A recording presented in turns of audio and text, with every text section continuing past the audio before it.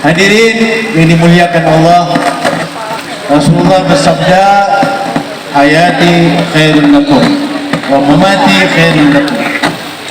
Hidupku itu baik bagi kamu dan matiku juga baik bagi kalian. Kalau di hadapan Rasulullah yang berbahagia itu ada sahabat-sahabat Nabi. Kenapa? Karena Nabi dan ahli baitnya itu bersama dengan Rasul, melihat wajah Rasul, melihat akhlak Rasul, melihat ilmu Rasul, melihat kemuliaan Rasul dan keiman serta ketakwaan Rasul, sehingga para wali-wali Allah, sahabat-sahabat Rasulullah dan ahli bait Rasulullah sallallahu alaihi wasallam pas sekali dalam mengikuti baginda Muhammad sallallahu alaihi wasallam. Karena itu Rasul menyatakan, hidupku adalah baik bagi kamu sekalian. Itu sahabat dulu cepat mencontoh, itu sangat cepat, hanya melihat saja bisa diikuti perbuatannya. Ketika didengar langsung diikuti fatwa-fatwanya dan sabda-sabdanya, karena kecintaan mereka kepada baginda Muhammad SAW. Ketika Rasulullah hidup, orang-orang Madinah itu senantiasa menceritakan bagaimana akhlaknya Rasulullah, bagaimana budi pekerti Rasulullah, bagaimana pri kehidupan Rasulullah, bagaimana ibadah dan juga tentang masalah sosialnya terhadap sesama manusia. Mereka satu sama lain, dari rumah ke rumah, dari surau ke surau, dari masjid ke masjid, mereka bertanya-tanya dan bercerita tentang masalah pri kehidupan Rasulullah. Artinya apa?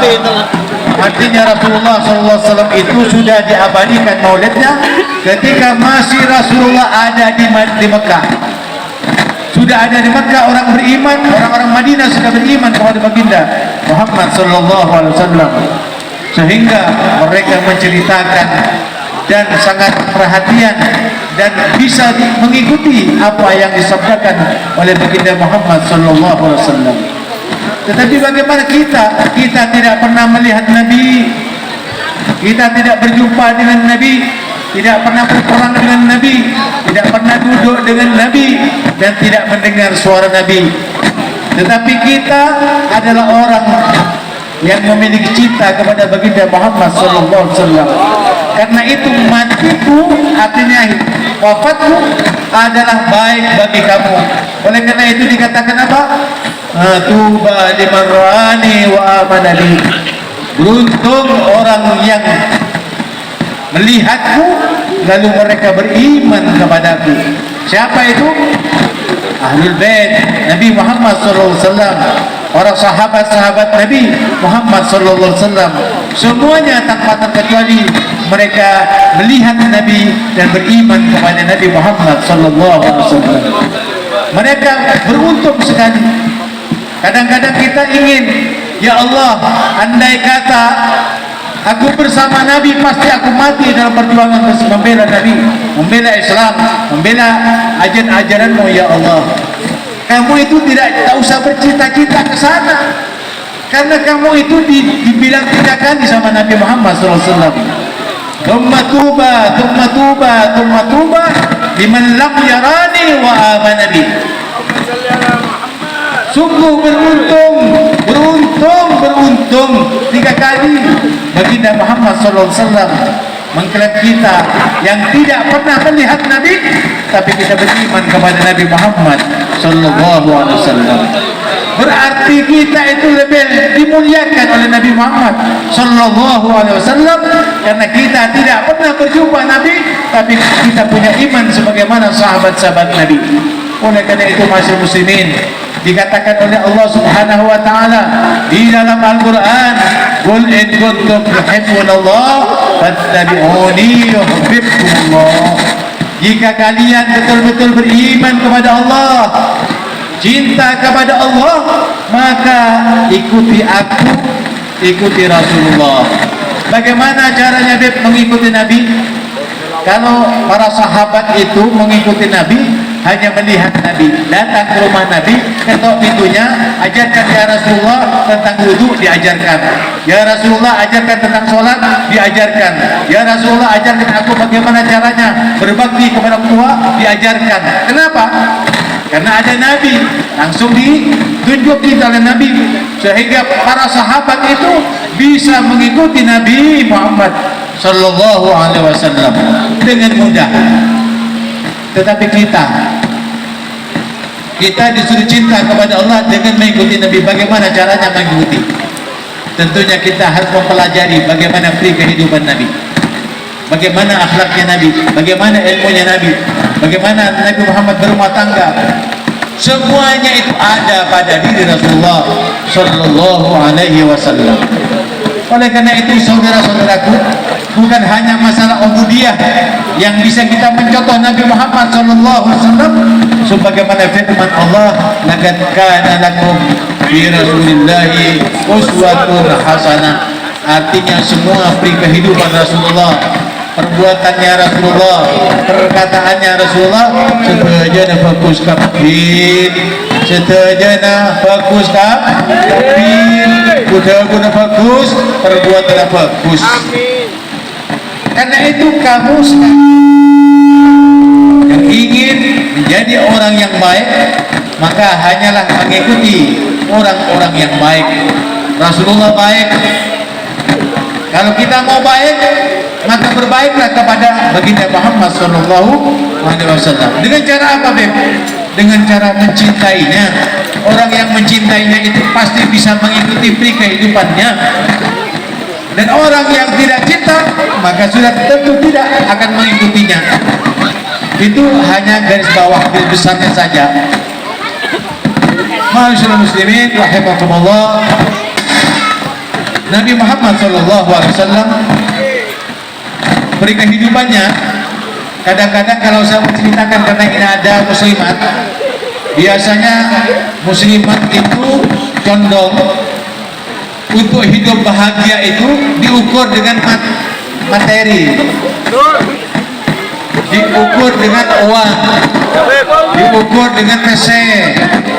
Pada PC abang disayang, pada PC abang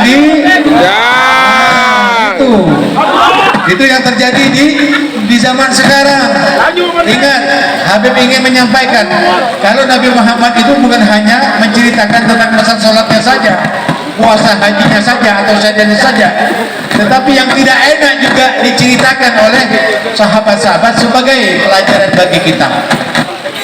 Sayyidina Aisyah radhiyallahu anha itu istri Nabi Muhammad sallallahu alaihi wasallam. Ketika Nabi Muhammad sallallahu alaihi wasallam itu memberikan belanja kepada istri-istrinya, kalau misalkan itu 100.000, kalau 9 orang 100.000 sampai 9 orang. Kalau 200.000 200-an, kalau 1 juta 1 jutaan. Memberi selok segeraman, beri selok segeraman, adil.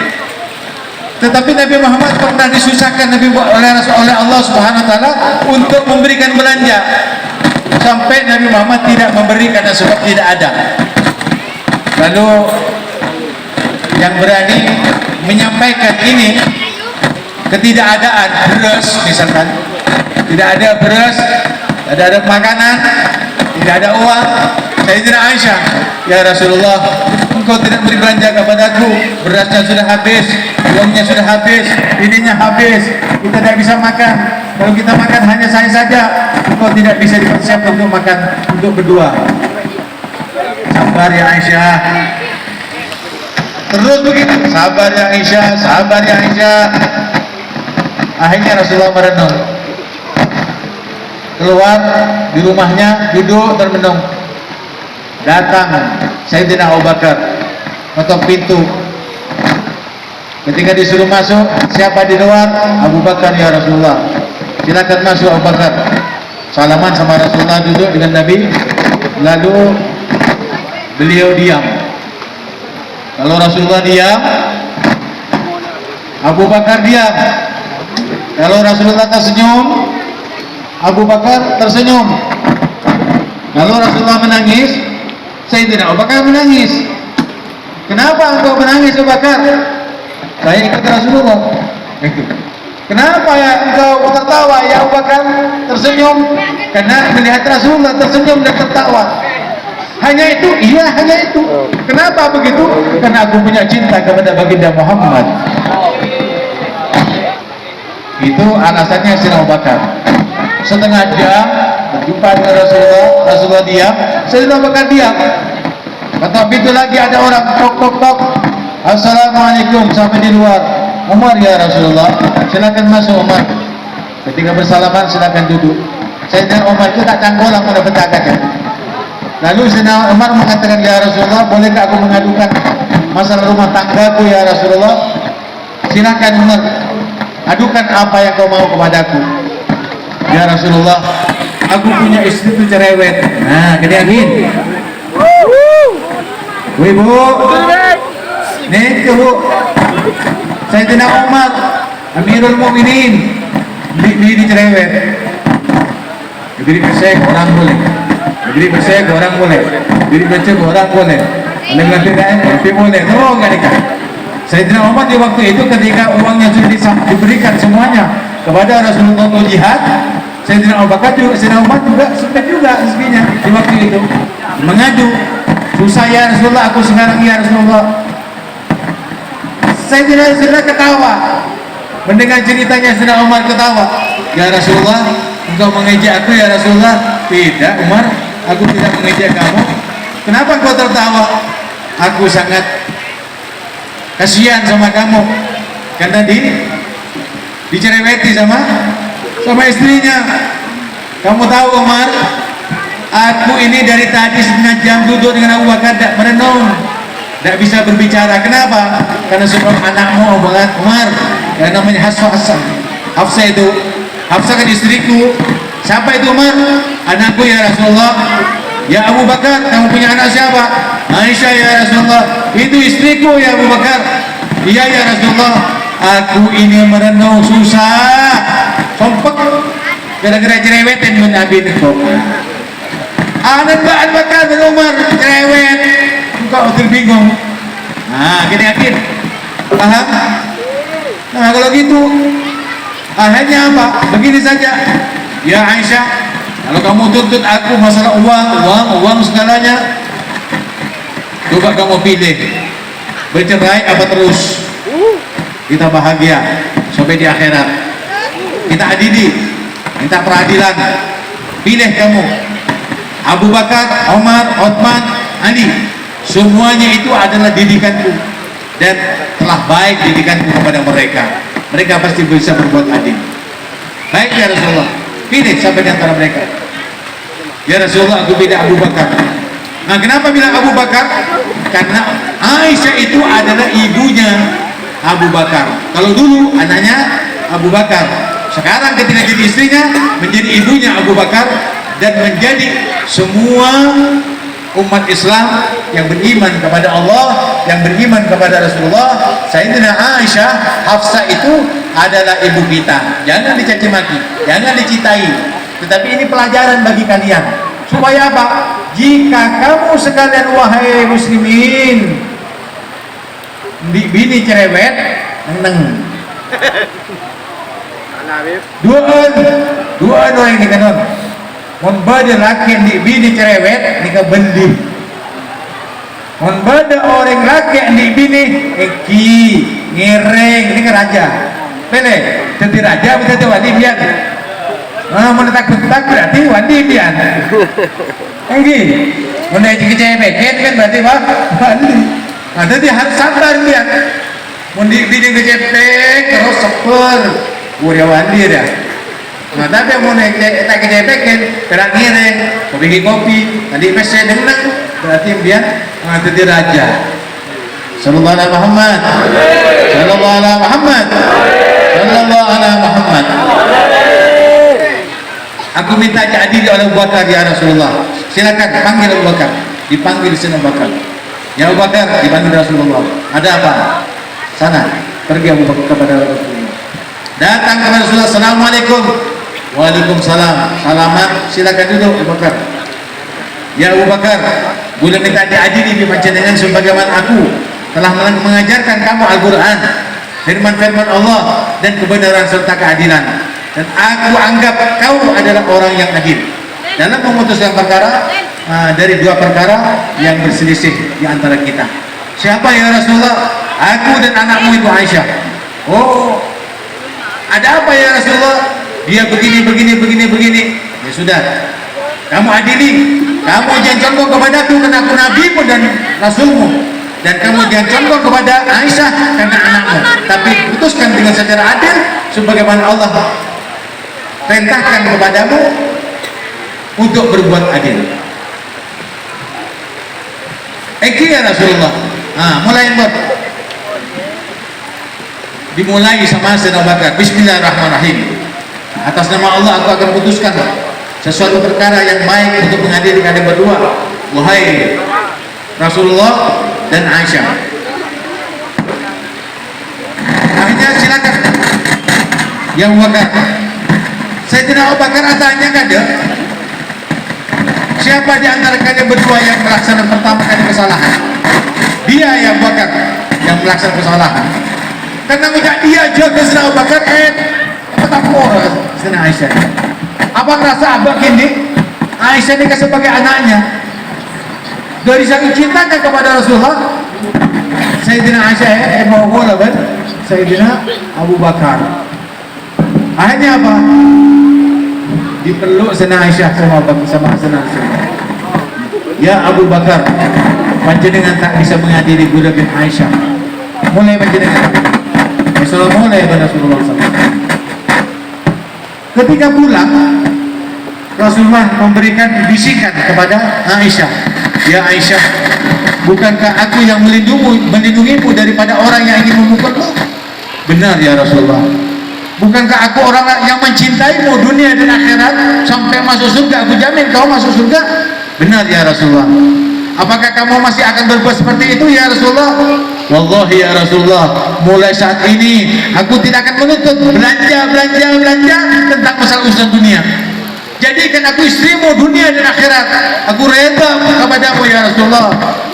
Jadikan kau rida kepadaku sebagai istrimu sehingga aku bahagia dunia dan akhirat. Mulai saat ini aku akan menerima reda apa yang kau berikan kepadaku, walaupun aku tidak makan. Aku rela bersamamu dunia dan akhirat. Ibu-ibu lihatkan itu. Jaminan belanja ini namanya beri berlagi beri berarti mau nanti tidak paksa akan sebadana dalam bisa badana apa akan sebadana apa bisa badana karena Allah Subhanahu wa ta'ala. Jangan menuntut suatu perkara yang tidak menyebabkan kebaikan bagi kamu. Jika kamu misalkan tukaran akhirnya cerai, mau cerai itu Pak, rugi tak rugi? Rugi Pak. Maka dia cerai pun nabi ini dia cerai. Nah, orang ini anak-anak jawab minta cerai. Ini serga Rasulullah. Jangan mencari seperti itu. Nah ini pelajaran. Dan hakim itu harus adil. Jangan marah. Kalau ada hakim marah, dibuang sama Rasulullah. Walaupun dia adil. Tapi kalau marah, tinggalkan. Pulang ke belakang. Kamu tidak bisa mengadili dengan cara yang marah. Tidak boleh. Orang marah itu mengadili. Nah ini masuk pada hadis. Hakim itu tidak boleh mengadili dengan cara yang marah. Tidak boleh. Harus bijaksana. Ceritakan yang pertama, cerita kedua, putuskan perkara sesuai dengan apa yang Allah ajarkan kepada kita. Sallallahu alaihi Muhammad. Sallallahu alaihi Muhammad. Sallallahu alaihi Muhammad. Ini cerita yang bisa diambil pelajaran bagi kita. Bukan hanya sholatnya. Jangan kamu berbicara masalah syariatnya. Jangan kamu dahulukan syariatnya, karena satu sabda Rasulullah yang bisa menggoncang keimanan orang-orang yang beriman kepada Allah, berterima kasih kepada Allah Subhanahu wa ta'ala, bergembira dengan lahirnya Rasulullah dan rahmatnya. Maka baginda Rasulullah cukup hanya menyatakan apa? Man ahabbani kana ma'i fil jannah. Siapa orang yang punya cinta kepadaku, pasti dia masuk surga bersamaku.